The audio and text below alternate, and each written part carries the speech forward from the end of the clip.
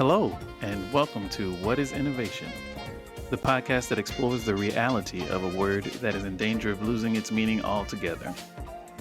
This podcast is produced by Outlast Consulting, LLC, a boutique consultancy that helps companies use innovation principles to solve their toughest business problems. I'm your host, Jared Simmons, and I'm so excited to have Todd Skidmore. Todd Skidmore is Senior Director of Digital Marketing, Ecommerce and Analytics at Mohawk Industries, the largest flooring manufacturer in the world. He leads a team of talented digital marketers, e-commerce managers, and analytics professionals to drive growth and create best-in-class experiences across all of Mohawk's digital platforms, including B2C, B2B, and B2B2C. Prior to Mohawk, he held multiple roles over a 16-year career at the Coca-Cola Company, from e-commerce, marketing strategy, and digital marketing through team and program management. When he's not driving digital transformation, Todd is spending time with his family and friends, traveling, cooking, and enjoying the outdoors. Todd, welcome to the show. So glad to have you on, my friend. It's been too long. Thanks for having me. Yes, it has been too long. Yeah. Well, let's dive right in. What, in your mind, is innovation? So for me, based on my experience and seeing how these things come to life in the past, I think innovation is really that ability to sort of find and execute the best ideas, because what I've seen sort of traditionally, especially in legacy enterprise organizations, is you have a bunch of people over here that can create ideas, and then you have a bunch of people over here that are really good at executing ideas, but sort of bridging that gap. And also making sure that the value is truly there is the piece that tends to be missing in being successful in innovation. Man, that is a great definition and a hard-earned definition, I'm sure. Yeah. Lots of painful experiences behind that, I'm sure, and some great ones. Let's kind of dissect it a bit. So finding and executing good ideas. So the finding part. Tell me about what good looks like in that area, finding good ideas. There's several ways you can go about finding ideas. Either need sort of that ability to effectively gather ideas from across the organization in a way that is somewhat organized. Again, I'm speaking especially in larger enterprise organizations. If you're talking about a small startup, you're all in the same room chatting innovation and you're executing it at the same time. So it's less of an issue. But certainly in an enterprise, it's that ability to effectively gather all of those ideas in an organized fashion if you're trying to gather from disparate parts of the company. Or the other end of it is you need to pull together a team that's strategically put together to innovate and execute in a specific area. So then that team then is working together to generate those ideas and then execute upon those ideas. Either way, you need some formality in doing it, or otherwise things tend to get lost, or it becomes some leader's pet project, which can make that idea come to life, but then getting it executed and you're pulling resources off of other important work that's happening in the company that may have been actually more important than this idea. So you start to run into that you're sacrificing the greater good for some, potential idea that, may or may not be good. Right. And kind of dissecting what you're saying there, it really is about that back end of your definition around the best ideas, making sure everybody has the same definition for what the best ideas are. Yeah. Because the problem with the pet project is VPX thinks this is the best idea, but nobody else thinks this is the best idea. Right, because you're not using the same guidelines to judge what a great idea is. Right. And again, it might be a great idea to service the success of his particular organization or her particular organization,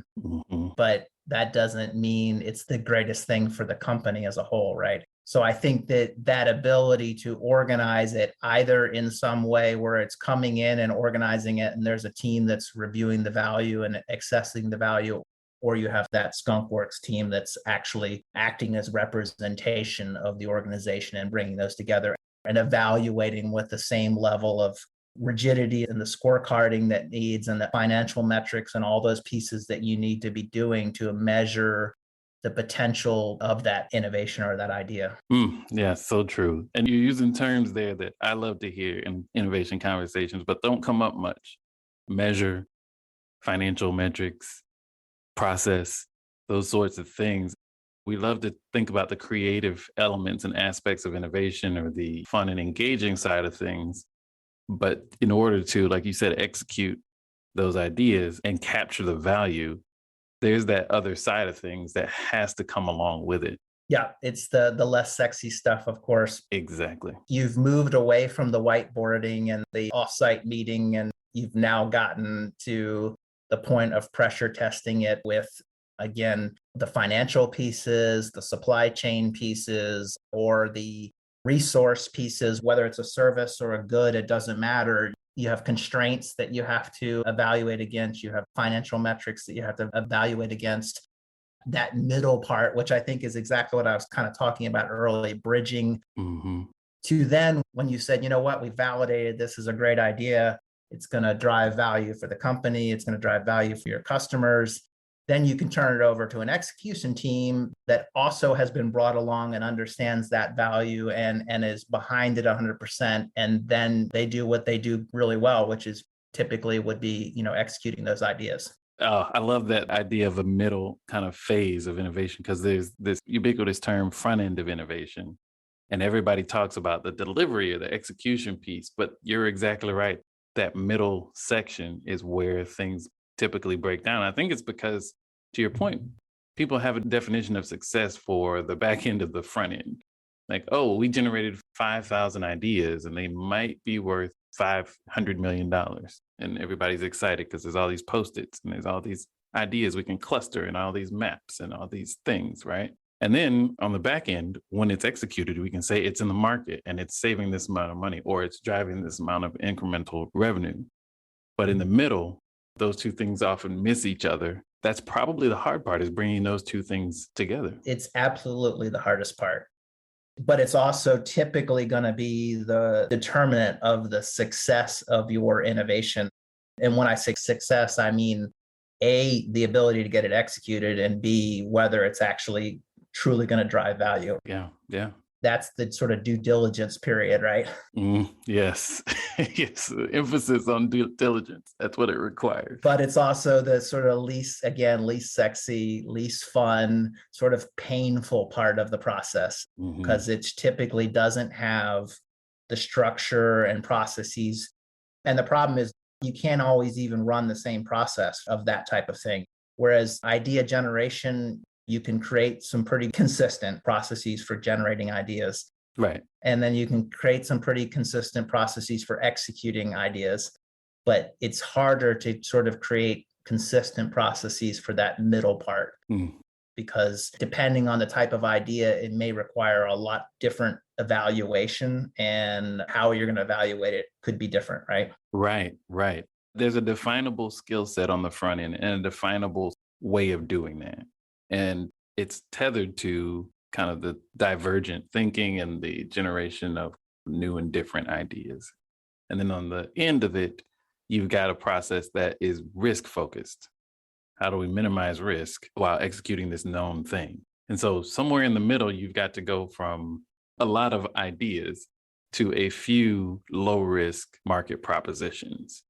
And it requires, like you said, a type of process, but it isn't a one size fits all process to take any list of ideas and turn it into that short list of executable. Because very rarely is it an apples to apples kind of easy. Everything just, you and I have certainly experience in trying to bucket things into quadrants or whatever you want to call it. And it's never easy because it's not as straightforward as just saying money or time or resources or whatever. These things get complicated, but that's where the really heavy lifting, I think, and work happens, but also where it ends up helping really truly drive the success. Yeah, no, well said. I also think about, you mentioned the work we did together, and I think about that's basically the space we occupied. I hadn't considered it until you just kind of laid it out as that sort of middle space. The other thing is the criticality of collaboration and the skill sets that you bring into a cross-functional team to do that kind of work. I feel like the team has to have the skill set and then the ability to work together to take it from that front end to the delivery part. You can't just put any 10 people into that middle section and expect results. No, absolutely not. We've seen that firsthand. I think it does take the right group of people with the right mindset, and the executors need to be able to go reach maybe into other parts of their brain that they not have traditionally done. And then the other way around, maybe the ideators need to be able to reach a little bit further to the other side of their brain a little bit more. And everybody needs to be able to sort of have an understanding. But I think having a framework for the discussion, I think, is what we've found traditionally that has been successful, as long as everybody's speaking the same language as best as possible. It makes a big difference versus measuring or speaking in two different languages, which those types of organizations typically would be speaking in two different languages. Exactly. And that front end being framework driven and less sequential, and the back end being more process driven and less sort of conceptual. Yeah. That's where you have to have a team where people have different comfort levels. Someone may have more comfort level on one side and others may have it on the other, but they respect and value the other side. Yeah. And then I think one other thing you mentioned earlier is you talked about the back end being very risk adverse and the front end probably being more risk taking, bridging those two as well and condensing the sort of risk averse to maybe, we talk about agile and all those kinds of things, sort of getting that mindset of you don't need to execute the entire thing to prove out the value. You could potentially just execute a part of it, whether that's in a part of the country or whatever that part might be, to minimize the risk, but still be able to take a risk on something that maybe you don't have all the information on. Right. No, exactly. And the role of a portfolio-based approach where you're saying, okay, we've got 50 ideas. They're not all going to make it through the funnel. So let's all come to terms with that. And let's all understand that 50 here on the left side of the page aren't going to be 50 here on the right side. And let's all come to terms with the fact that what we know now is not going to be what we know a year from now. Money may change, the timing may change, all those things. And so that's why I think the portfolio approach is so important in that middle section, because as we were able to see, it kind of averages out once you get to a steady state. And I think one thing you said there that might freak some people out is like a year from now. That's the other thing, especially in an enterprise, is the organization, leadership, everybody needs to have the patience and understanding that the results may be longer term. And you need to give it time for these processes and this funnel to work effectively before you start to see the results.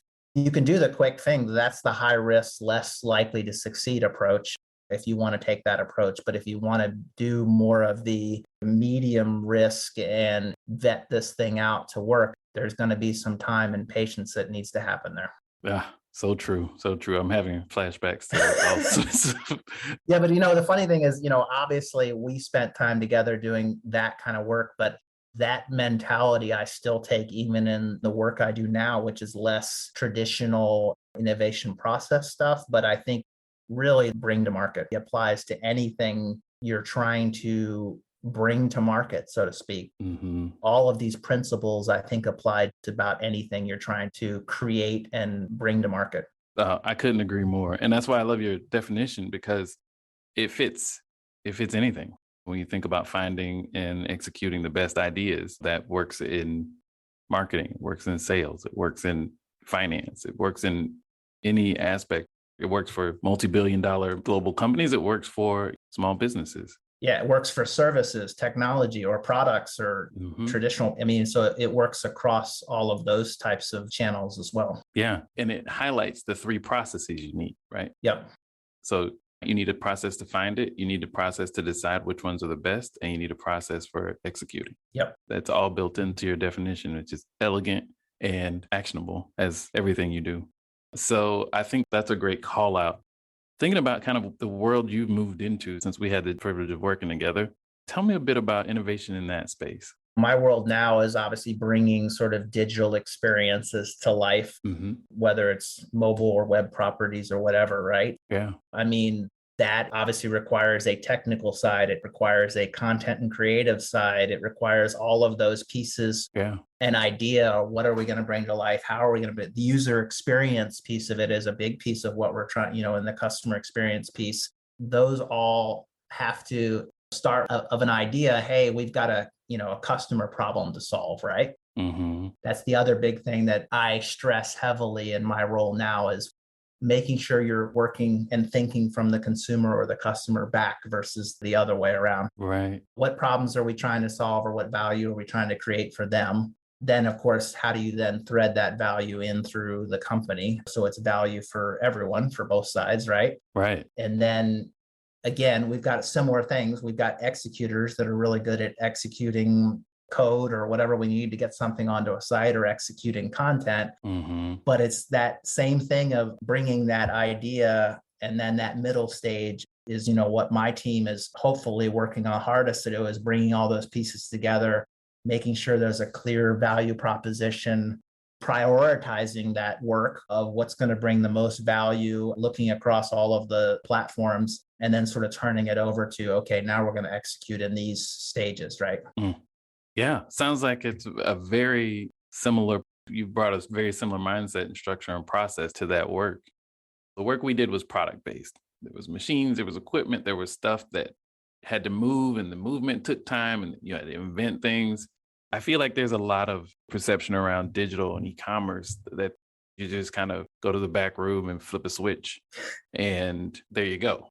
Do people sort of have that perception of why does this take so long? Absolutely. I mean, that is half of my time probably spent is sort of educating the organization on the complexities of what we're doing. So just think about, just as an example, we have tens of thousands of SKUs. And so they all have information, data, content, images, all associated with those 10,000 products.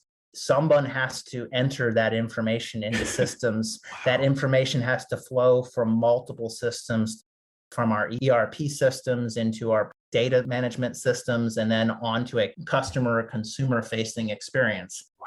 So you can just see that it is a highly complex process. It's not a flip the switch, like you said. Yeah. But you're right. That is the perception, because people traditionally think they understand, okay, a piece of manufacturing equipment, I understand. You got to set the machine up, you got to dial in the dials, you got to whatever, you got to buy some raw materials. And of course, we're manufacturing as well. Right. So there, we've got a whole piece of that. Then it's like, okay, we've made the product, now put it online, right? Right. And I think part of it is not even so much that.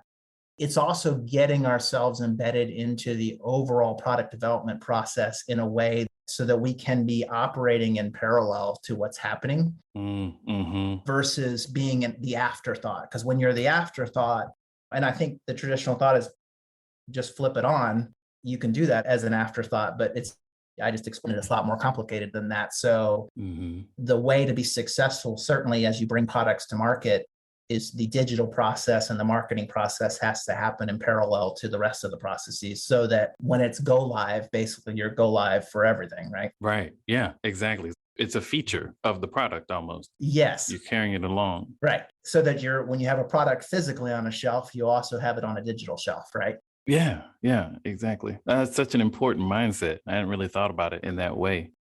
How was that sort of transition for you, going from management of products and product-based programs and things to the digital e-commerce world?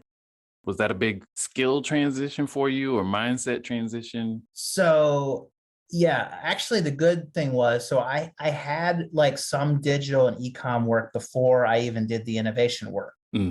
And I probably was obviously very green and novice at that point. But what I think has been is, I think the work around the innovation work actually helped me then when I came back into it again.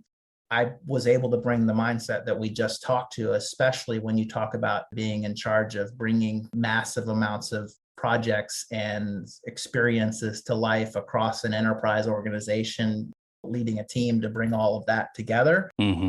I think that experience was invaluable in how that mindset of what it takes to ideate and execute. Right. Even in our previous company, saw challenges of we did a lot of build it and then walk away. Mm-hmm. And that's not how digital experiences need to operate. It's a constant sort of evolution of ideation. Right. So the cycle doesn't end when the site goes live, for example. The cycle just keeps moving, and it's a continual. And so bringing that mindset and a thought process of how to formalize bringing these things to life consistently is, I think, the innovation piece and processes certainly helped me with that. I bet. Todd, it's been a pleasure. Before I let you go, wanted to ask you if you have any advice for innovators out there.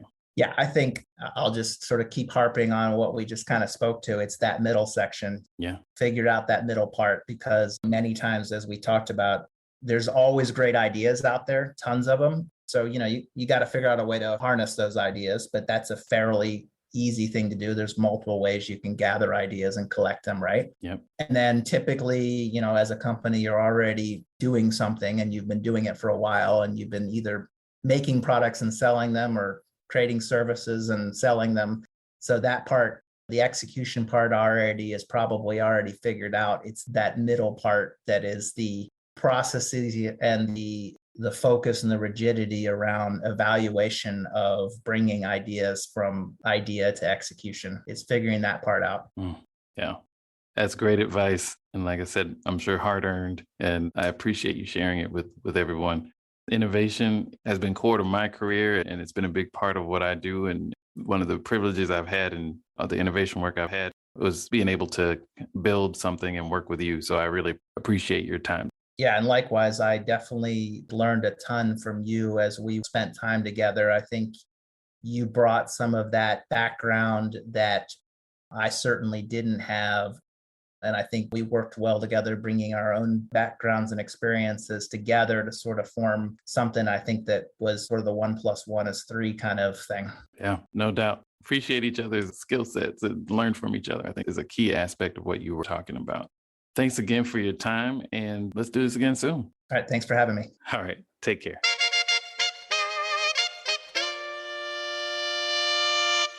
We'd love to hear your thoughts about this week's show. You can drop us a line on Twitter at OutlastLLC, OUTLAST LLC, or follow us on LinkedIn, where we're Outlast Consulting. Until next time, keep innovating, whatever that means.